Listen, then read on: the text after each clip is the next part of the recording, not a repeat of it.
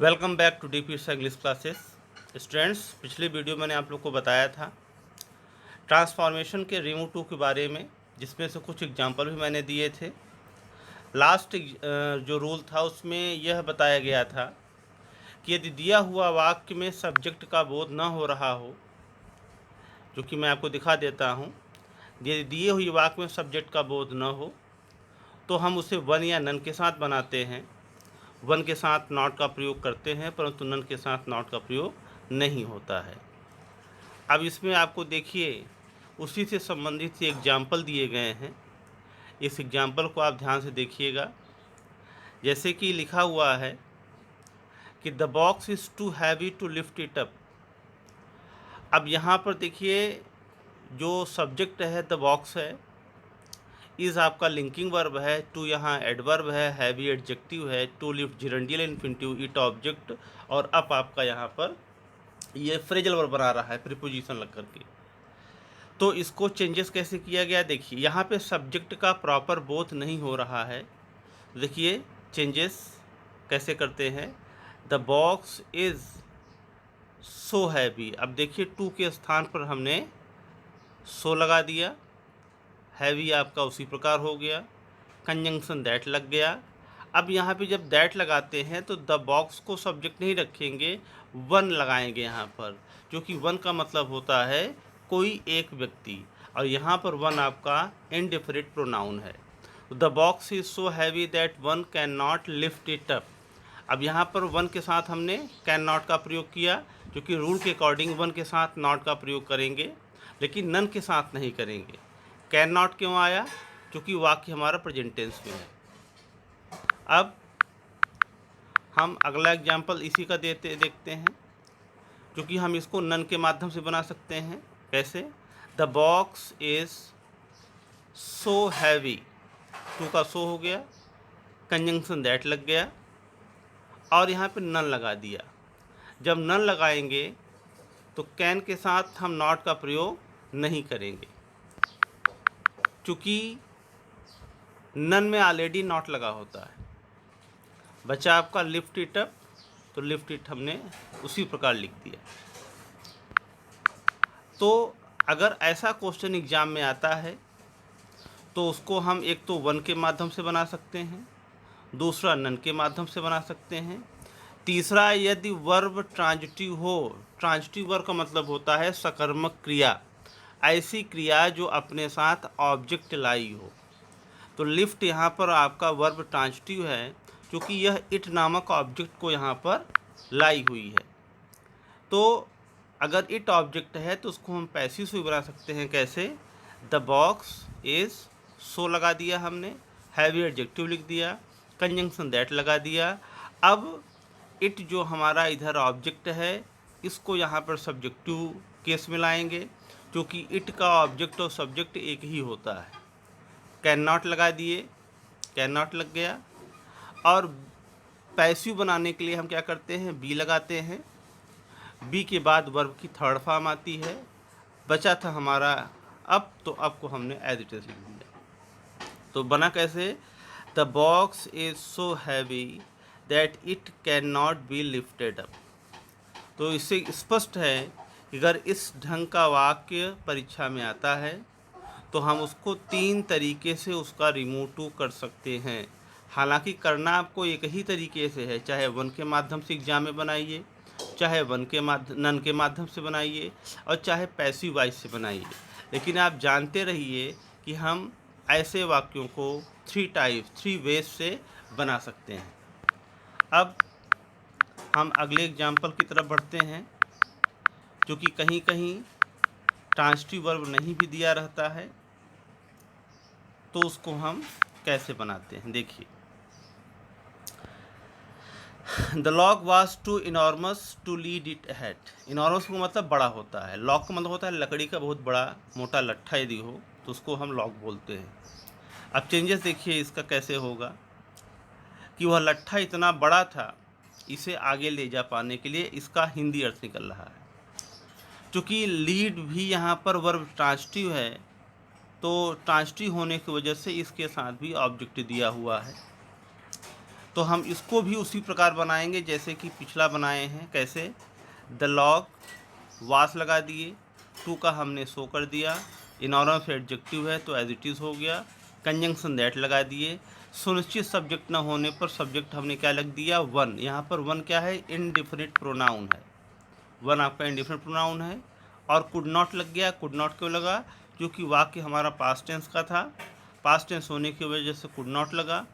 फिर lead, lead हमारा उसी प्रकार है, इट अहेड। तो ये हमारा फर्स्ट तरीके से, फर्स्ट टाइप से बन गया। अब नेक्स्ट देखिए दूसरा। ये दूसरा हम बता रहे हैं आपको, the log was so enormous. इतना तो क्लियर हो गया होगा कि टू का हमने सो कर दिया, इनॉर्मस उसी प्रकार। कंजंक्शन दैट लगा, नन लगाया, नन के बाद कुड आया, कुड के बाद नॉट नहीं लगाया क्योंकि नन में ऑलरेडी नॉट लगा हुआ है, तो नन के साथ हम पुनः नॉट का प्रयोग नहीं करते हैं। बचा था लीड इट अहेड, तो लीड इट अहेड को हमने एज इट इज लिख दिया।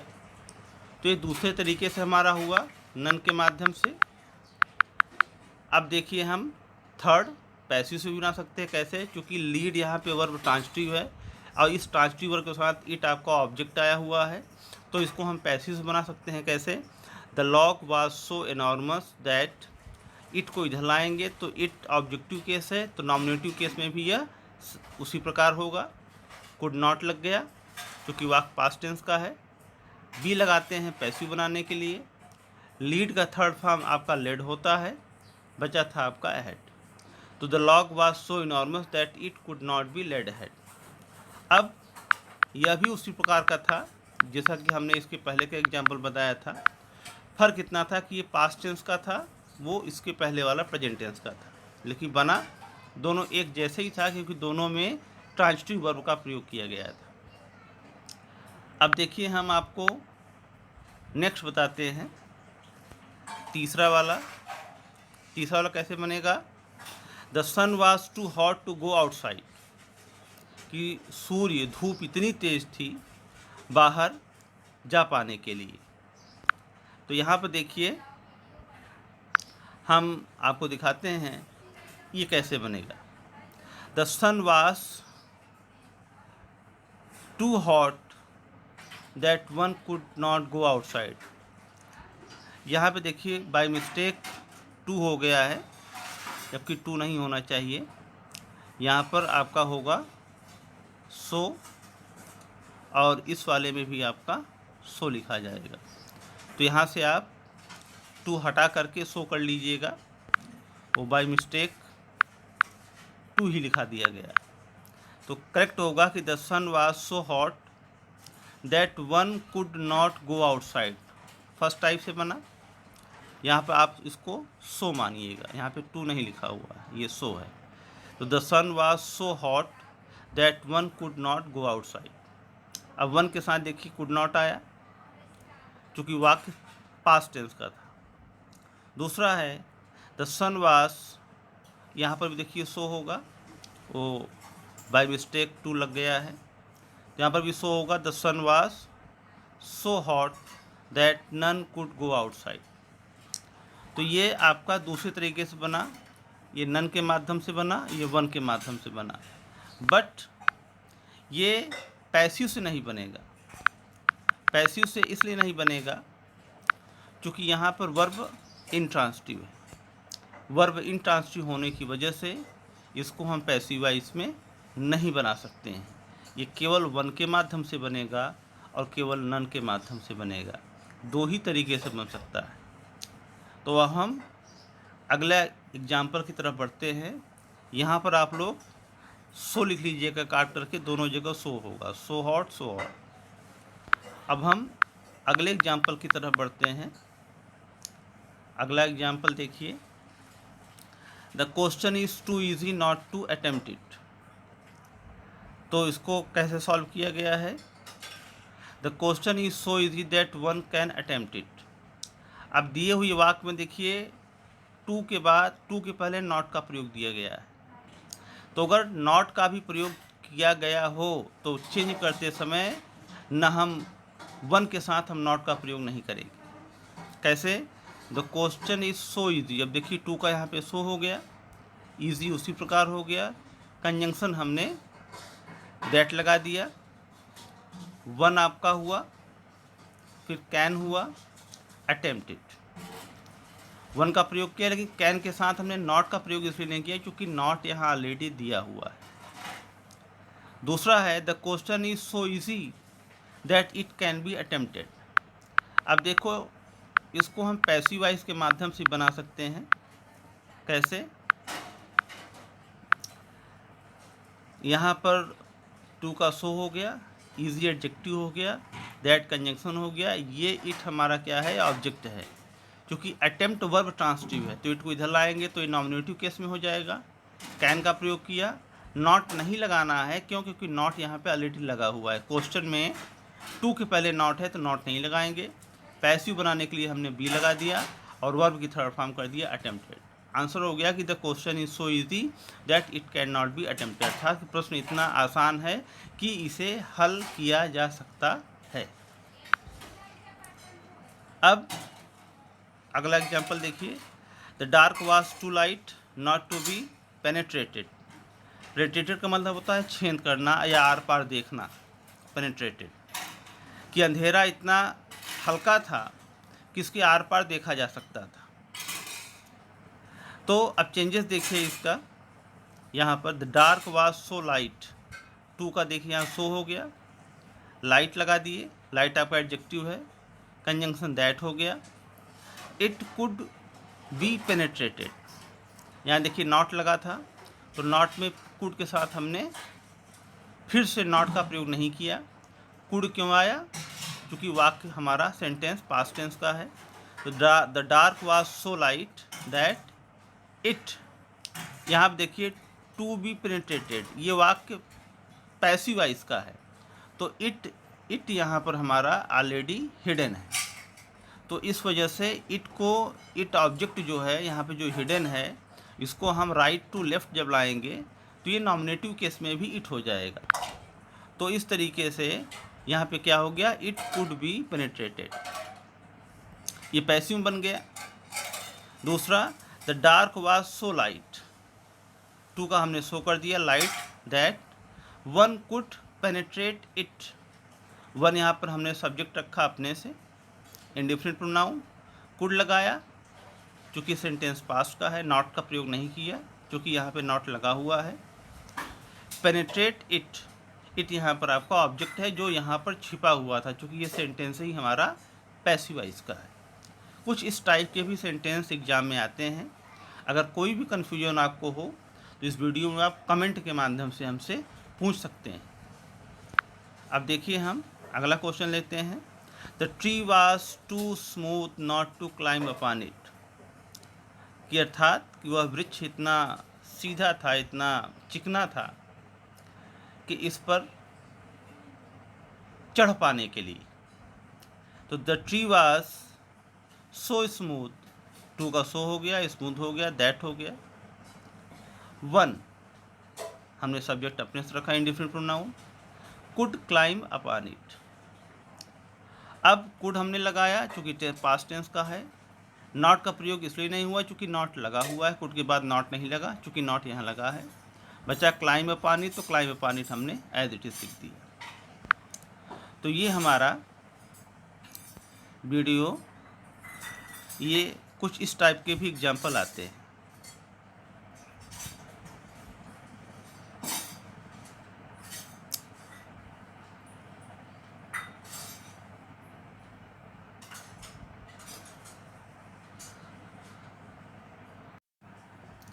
जैसे कि ये अगला रूल है आपका।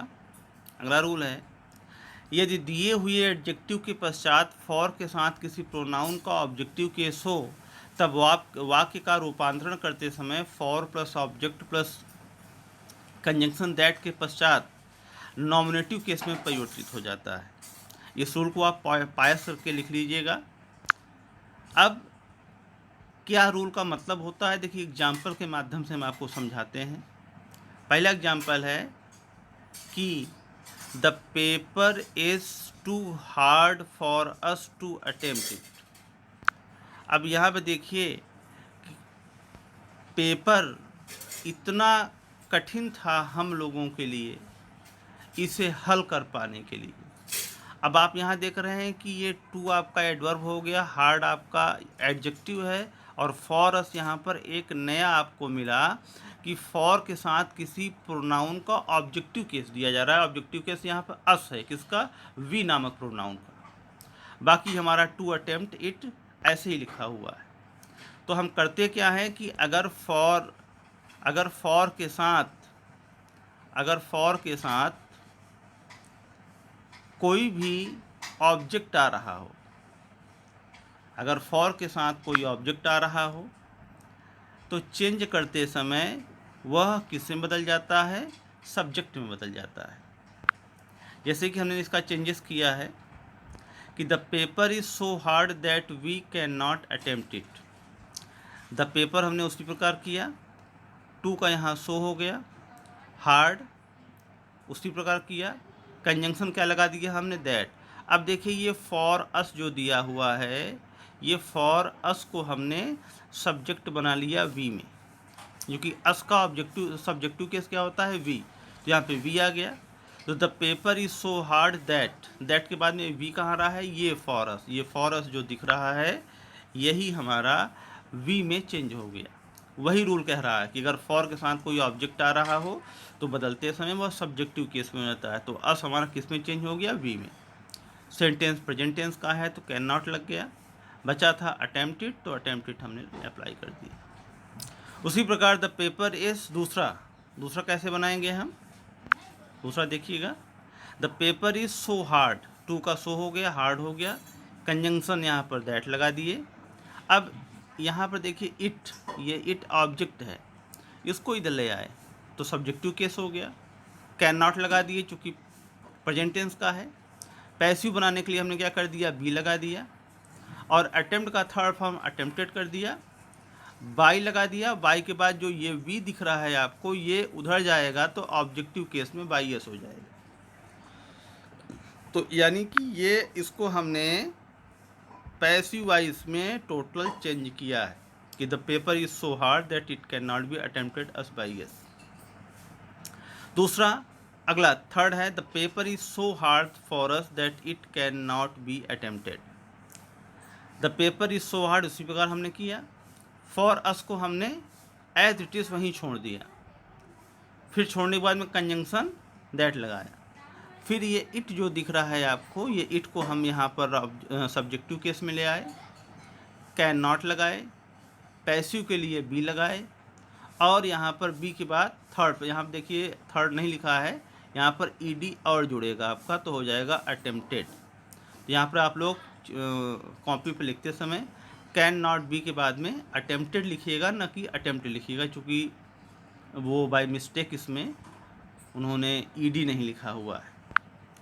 तो the paper is so hard for अस को वहीं पर रखा, दैट लगा लिया, इट हुआ, कैन नॉट लगा, पैसिव के लिए बी लगा, और उसके बाद में यहाँ पर बी के बाद वर्ब की थर्ड फॉर्म अटेम्प्टेड। तो यहाँ पर आप लोग एक बार इसको अटेम्प्टेड कर लीजिएगा, ये थर्ड फॉर्म लिखा हुआ है। तो यानी कि इस तरीके से इस टाइप अगर क्वेश्चन आते हैं तो उनको हम 3 तरीके से बना सकते हैं। एक तो एक एक्टिव वॉइस के माध्यम से और 2 पैसिव वॉइस के माध्यम से। तो पैसिव वॉइस के माध्यम से इसलिए बने क्योंकि यहाँ पे वर्ब ट्रांजिटिव का प्रयोग किया गया था। वर्ब ट्रांजिटिव का प्रयोग होने की वजह से इनको हम पैसिव वॉइस में चेंज किए। अब अगला एग्जाम्पल देखिए। अगला एग्जाम्पल है, the device was too heavy for him to carry it ahead.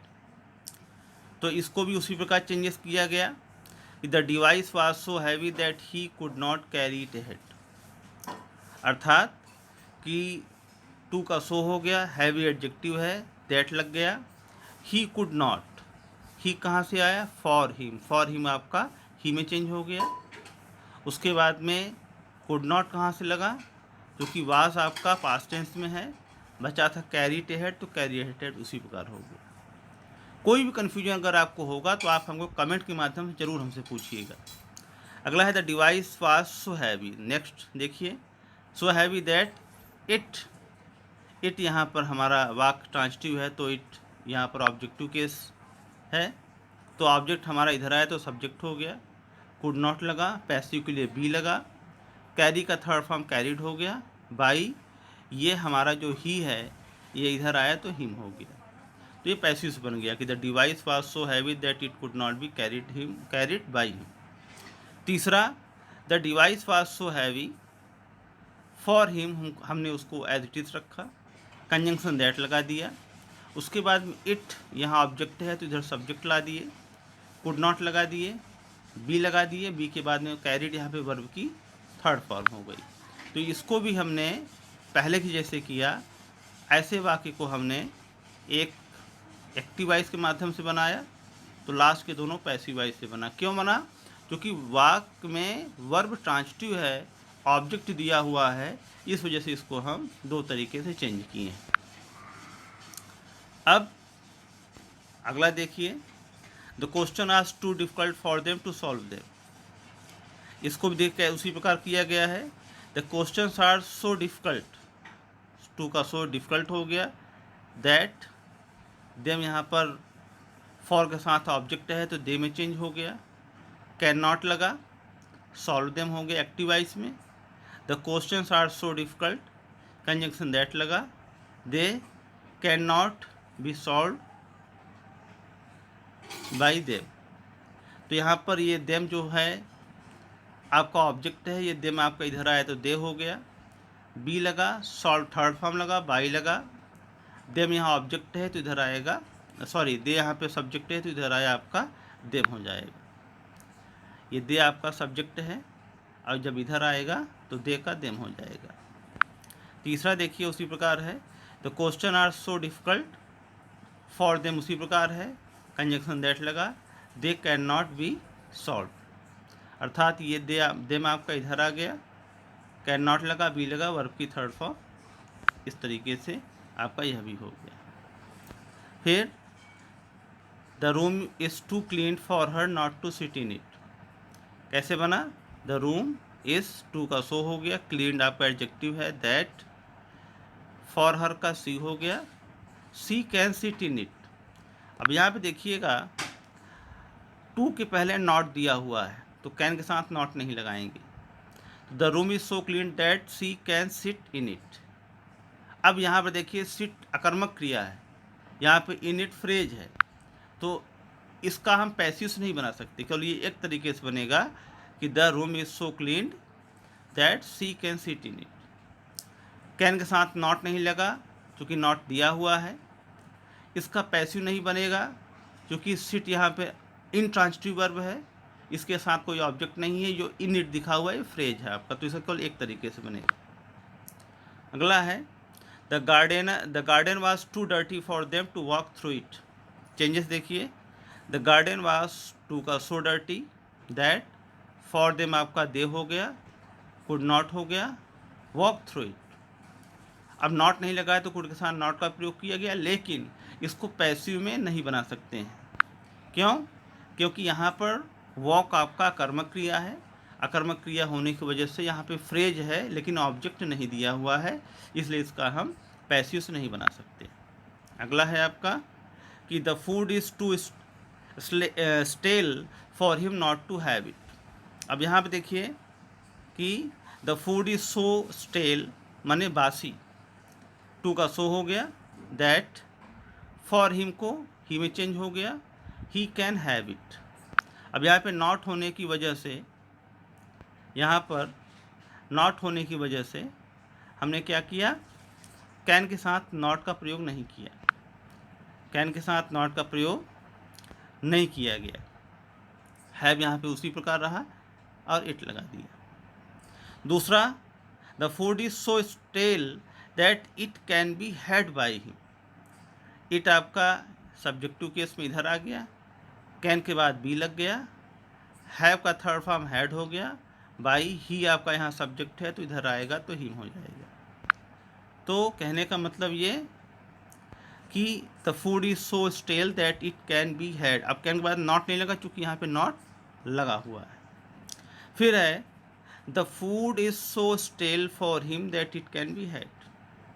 यहाँ पे टू का सो हो गया, स्टेल हो गया। फॉर हिम को हमने एज इट इज़ रखा, दैट लगाया। फिर इट आपका यहाँ पर ऑब्जेक्टिव इधर सब्जेक्टिव हो गया। Can be had, can be plus यहाँ पे क्या कर दिया हमने, हैड कर दिया, वर्ब की थर्ड फॉर्म। यानी कि ये हमारा ये दो तरीके से पैसिव वॉइस से बना, और पहला आपका जो तरीका है ये एक्टिव वॉइस के माध्यम से बना। तो इसी के साथ आपका यह रूल के सारे एग्जाम्पल समाप्त होते हैं। अब अगली वीडियो में फिर हम कुछ रूल और कुछ उससे संबंधित एग्जाम्पल लेकर के आएंगे। तो आप देखते रहिए दीप ईर्षा इंग्लिश क्लासेस। इस चैनल को लाइक और सब्सक्राइब भी आप करते जाइएगा।